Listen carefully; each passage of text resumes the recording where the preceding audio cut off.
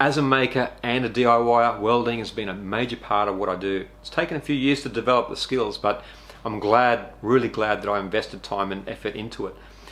Now, I get a lot of questions in YouTube and emails saying from people that they wish they knew how to weld. Well, that's what this video is about. I just wanted to introduce some of the basics of welding using arc welders. And the reason why I'm talking about arc welders or stick welding is because it's so accessible. The machines are relatively cheap to buy, or you can borrow one. They're compact, you only need electrodes, so there's none of those high barriers to entry into learning to weld. You invest a bit of your time and develop your skills, and then you'll get dividends. You'll get a great return. You'll find that you can start making benches and do repairs, all these things that you wished you knew how to do years ago. It's well worth it. So hang about, we'll go into all of that in this video. Let's have a quick look at this little beastie here. Here's the welding box itself here. There's not much to them. Got some basic controls on those. We'll go over those just shortly. But it has a handpiece here, which you get one of your electrodes, or otherwise known as a stick, welding stick, and you basically either clamp it or screw it into your handpiece here and you weld away. You need an earth, so you basically earth your job out, or your welding table, using the earth, and create your electrical loop there. Let's have a quick look at the machine now. So here's my little cheap eBay machine. Now it's got a plasma torch on here. We won't go into plasma cutting. It's very light. It probably weighs less than 10 kilograms. Now on the front of the machine we have some really simple controls here. We'll start on this right hand side here. This A stands for amperes, so we can adjust the power of the welding current going into the electrode just by a simple dial here. So 10, 40, 70, 100. We have a three-way switch here. TIG welding, tungsten inert gas. We're not going to be talking about that. We're going to be doing stick welding, which is the center control here, and then this machine has cut down the bottom, which is plasma cutting. But you can get a machine that just does stick welding, so there's no real options through there. And the other controls up here, not controls, they're just lights to see what function is selected. We're going to be concentrating on stick today. On the bottom of the machine we can see just some pictorial depictions of what goes where. So with the welding, it's about electricity and the flow of electricity through an electrode, which then goes through the material and then returns back to the machine to create the electrical loop via the earth. This is the type of connection that we have on the electrode holder, the handpiece, and it'll just go in here. Now some of these may have a bolt or a nut and some sort of eye end terminal. Just make sure these are really tight. Double check it. You don't want that getting loose, because if it's loose it can short out and actually burn the fittings off. Alright, that's the electrode. Here's the earthing point. So at my earth, this just uses a simple clamp. Again, real simple connection. You can make sure it's really tight. Let's have a look at some of the electrodes. You're probably asking, what's an electrode? It's like a stick, and that's why they call it stick welding. Now there's a metal on the inside of this stick, and on the outside it's like a flux. It's like a powder. It's compacted around that steel rod, and that when that burns, when you're doing the welding, it creates a gas, and that gas protects that weld puddle from basically being exposed to all the outside elements, including oxygen. Depletes all those outside elements, which make that weld pool very explosive. With oxygen around that process of welding, it basically creates too much energy, and the energy can't be controlled. So when the flux burns, it creates a gas around the weld pool and shields that weld pool from any of those outside gases, oxygen, nitrogen, and other, whatever that percentage is. So that's the electrode. When you're a beginner welder, if you're going to use stick welding, go buy a pack of general purpose welding rods. Just having a close-up look at the packet here. So down through this side you can see the size, and that's the size of the welding rod. Okay, the diameter of the welding rod down there. And this is all in metric. So coming down the chart here, I've got 2.5 millimeter, the length is 350 millimeters. Now this is the pack size up here, so let's look what's relevant to me. It's a 2.5 kilogram pack size, and then I can come across to the amperage that we need to set this rod up for. This rod, when they make the welding rods, they're designed to do a job within a welding range of amperage. So this particular rod that we're about to use is suited to 55 to 90 amps. So if you had some really heavy metal that you wanted to weld, say an inch thick, 90 amps isn't enough for that. So this rod wouldn't be suitable for this type of work. You would need to come down to something like a 3.2 millimeter rod and bump the amperage up to 130 amps. And then on the downside of that, the minimum amps suited for that rod is 90, so it's not going to be very good for thin material. So a general purpose rod is a good all-rounder. If you're doing something really thin, skinny sort of material, you use lower amps. So the thicker the material, the higher the amperage, the larger the diameter of the welding rod. Here we go, we've just got one of these welding rods out here. If I measure the flux coating, I've got 4.17 millimeters, and if I measure the actual diameter of the rod itself, I've got 2.5 millimeters exactly. Just before you plug your machine in and use it, make it live, it's a good idea to just go over the pins, electrical connections in the lead. Make sure there's no tears, nicks, cuts, or anything that's going to cause an electrical shock. Before we go too far, I just wanted to make a mention about being realistic about your learning expectations. You might go through a whole packet of these welding rods before you get to a stage where you become proficient at what you're doing. Some might just take 1 or 2 rods and then they get it real quick, but don't be hard on yourself if you're producing welds that don't look like someone who's been doing it for 30 years. It takes time to build up those skills, practice and patience. It's all learning, you know, and just persevere with it and you'll get there in the end. Just going to cover off real quickly about some of the hazards. It's important that you do your own homework and take responsibility of the dangers, meaning this is an all-inclusive teaching about all the hazards that are out there. We're dealing with electricity, so there's an electrical hazard there you need to be aware of. It uses electricity through that electrode, through the earth and back again. The object is, when you're welding, is not make yourself part of that electrical loop.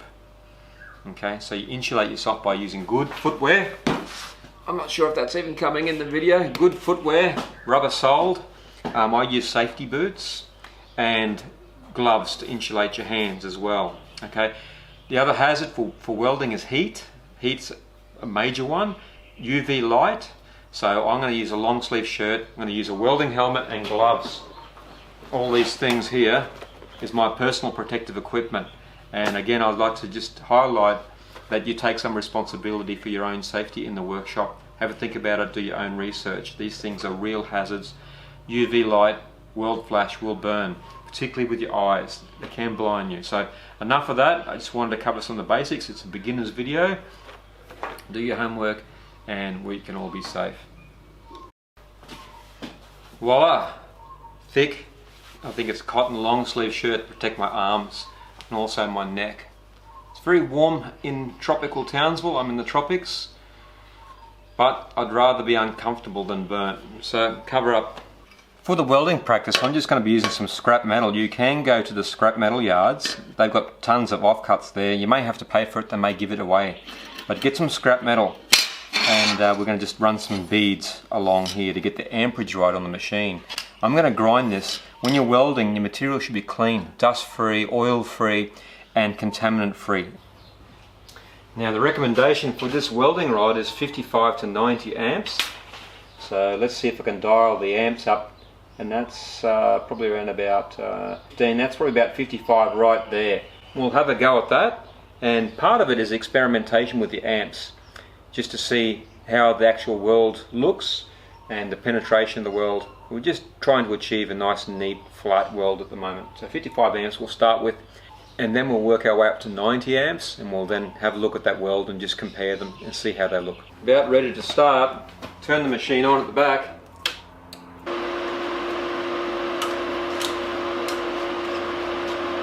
Now that's in there and that's live, so if I were to accidentally scrape this across the table here, it's going to burn, it's going to weld.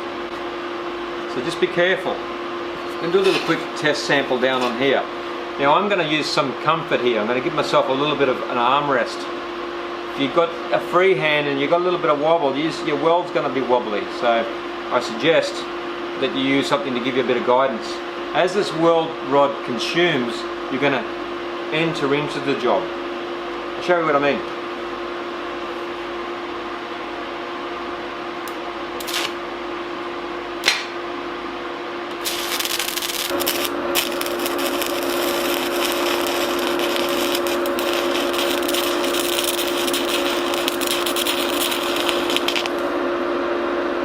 Okay, I started welding and already I can tell my amperage is way low. All I need to do now is bump up that amperage a little bit to try and create that weld puddle.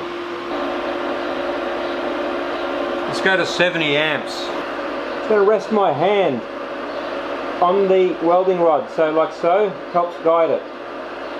Ready?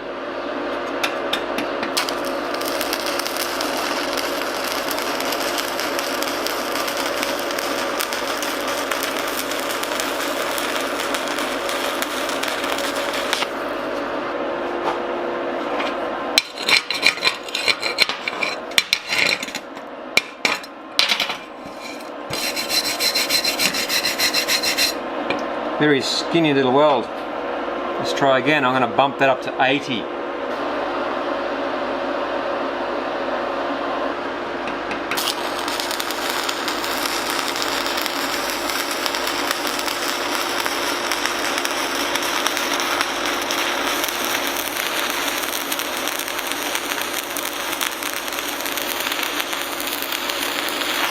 Well, it's sounding better.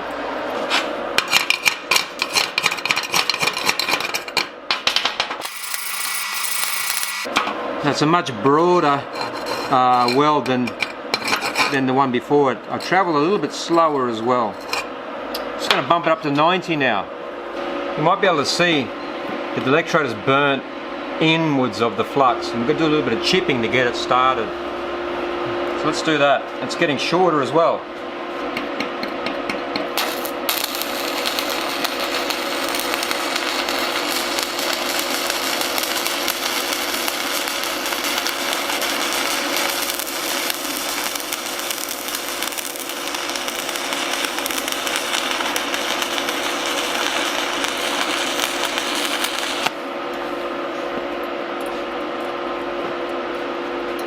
Let's look what we got.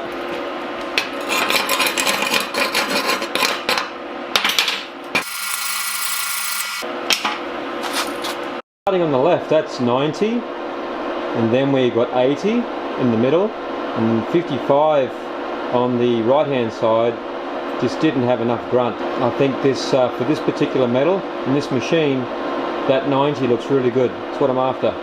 I'm just going to turn the machine off just for a moment. So it's not powered at all, and then I can sort of talk a little bit more about positioning your body and also your hands in relation to the workpiece and how it all works together. Those are sort of fundamental things. They'll take a little bit of practice to get right, but let's point them out so you can work on those. Now for the purpose of practice, it's really important that you use your gloves and your helmet and everything else as well. So I'm going to put this stuff on, because these are bulky and you don't have the same articulation in your fingers, and you have to get used to that. I really should have my sleeves done up as well. So thing is, with molten steel, when it's welding, it splatters and it travels, and if it lands in your shoes because you're welding with the wrong sort of shoes on, or even worse, you're welding in thongs, you're going to feel that molten metal on your flesh and it'll burn. And it'll stink and you'll smell like something you shouldn't. Alright, here's, power's off, remember. Here's my electrode, it's burnt down from these little test welds here. Now just imagine I've got my helmet on, okay, as well. Adjust your helmet so everything's right. So you should be getting yourself in a position to do your weld. And if you don't have one of the electronic helmets that automatically turn on the darkening, you've got one of those, it's just glass, it's darkened glass. You need to get used to the fact that you've got to tilt your head like this. You get it right and then you start welding. Say it again. You'll position yourself where you need to weld, just like that, just above it. You're not touching it, because then you'll get a flash. You don't want to earth this out before you're ready. So just above, and then away you go. So that's important. The other thing I want to mention is that I'm giving myself some support. Okay, I'm using my left hand, because I'm right-handed, to guide the welding rod where I want it. And then as the welding rod is consumed, it burns, I'm actually feeding the welding rod in as I'm traveling. So I'm feeding it and traveling at the same time. Just adding a quick freeze frame, I need to make mention that I'm holding the electrode with my gloves. My gloves are clean and dry. You need to ensure there's no moisture in your gloves. Don't forget that electrode is live electricity. There's that hazard there. So it's preferable to hold up much higher away from the electrode. So that's another skill you need to master. Okay, particularly when your welding rod is new. That's an old one now. That's a new welding rod and it's much longer. Okay, so you're up here, your elbow's up higher. Again, use your other hand and give yourself a bit of guide as a guide. You can give yourself a guide up here too. Depends on you. If you're down here, your hand is going to get hot. It's a hot place. You've got molten steel there, so it'll get hot. Trust me. You'll feel it. Don't wear cheap, yucky gloves. So if it's more comfortable for you to be up higher, so be it. Do it where it's comfortable, but practice that. What's a flash? It's when you're not ready and this arcs out and creates a weld and you're looking at it and it's like looking at the sun. Bang! You've got to try and avoid getting a weld flash, or anybody else getting a weld flash that's walking by. You get one of these helmets that protects you from weld flash. Keeping your electrode away from the work surface here will protect you from weld flash as well. This table's live. I've been putting this, when I'm finished with it, on this workbench over here. That's not live. Okay, so I'm going to give myself a good comfortable stance with my legs. I've actually got my legs spread wide, so I'm actually lowered down. Okay, so I'm spread wide, so I don't have to bend over too much. It's going to be different for everyone. And now I need to control the weld, control the arc, and I'm going to use my other hand as a guide. So,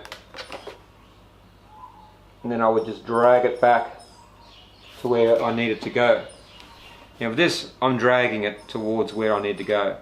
Okay, so support, you can support up here on top, it's not as much heat up top, and then control it in. Bear in mind what you're trying to do as well. Just for a moment, let's take this welding rod out. Okay, so you're starting up here, you need to be able to travel. So see how my left elbow is moving and it's moving down towards the job?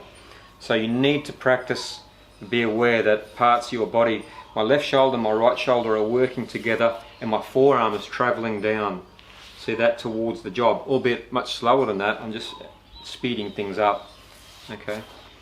Now sometimes you might be welding on the side or something, and that's different. You'll need to sort of drag it like that, but bring it into the job as the consumable burns. And sometimes you might be welding up above your head. Again, same sort of deal, but you're underneath the shower of welding sparks.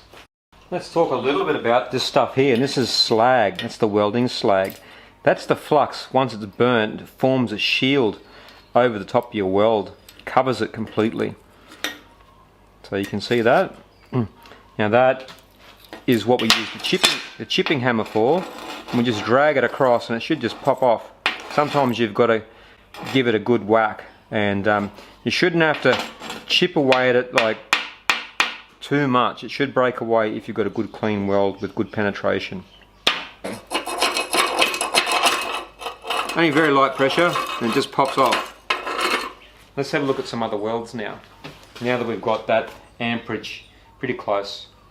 This is where the fun begins. We've cleaned these pieces up, and we'll get the welder set up and we'll run some beads and we'll have a look at them.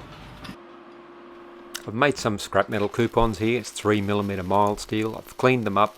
The welder machine's set at 90 amps and the electrode is 2.5mm.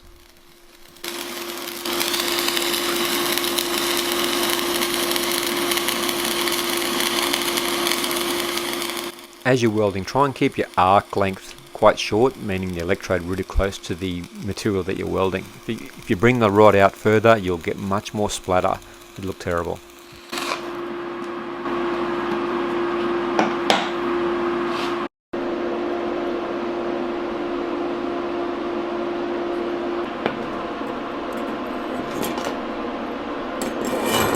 Right.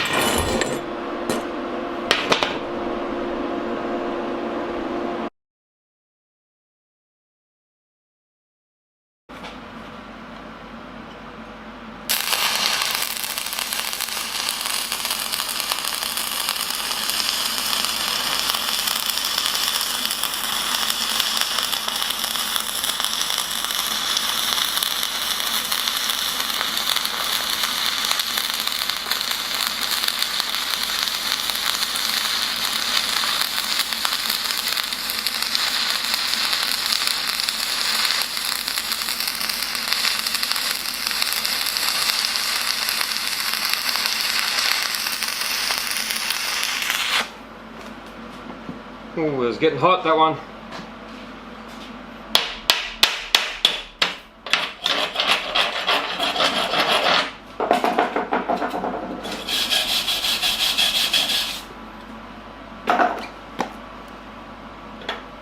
It's not too bad. Well, that's the result. A couple of fillets there, and I'm sure, you know, someone who's a professional, welds every day with stick, would do a lot better than that. You can see there's a few little daggy bits and some slag, but for the average home handyman woman at home, an arc welder makes perfect sense for doing repairs. It's quite inexpensive and you only need to have some welding rods and a little machine that's relatively cheap. You can put the welding rods in your drawer when you're done and you can do all the repairs. Arc welding is very effective. On big jobs they still use arc welding. So there you go. Couple little fillets. Main takeaways, practice, practice, practice, practice, and you'll get your results that you're after in the end. Thanks. Let's have a look at some of the garbage I did a bit earlier. You can see here, when I started out, this is why it's important to do test pieces and get used to your machine. It's too cold, meaning it's putting a very thin bead down into the base metal here. It didn't have enough amperage to melt the steel adequately to actually put a fillet weld inside here. So it is important to adjust your machine to actually get a weld that is is right. So there you have it, a bit of basics in welding, just enough tips to get you started. The main thing is that you build up your confidence through practice. Well, I really hope you got something out of that video.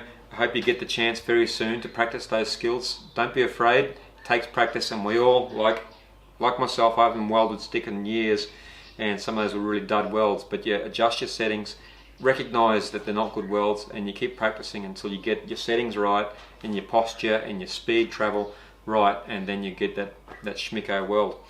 Hope you enjoyed the video and I hope to see you on the next one. Take care.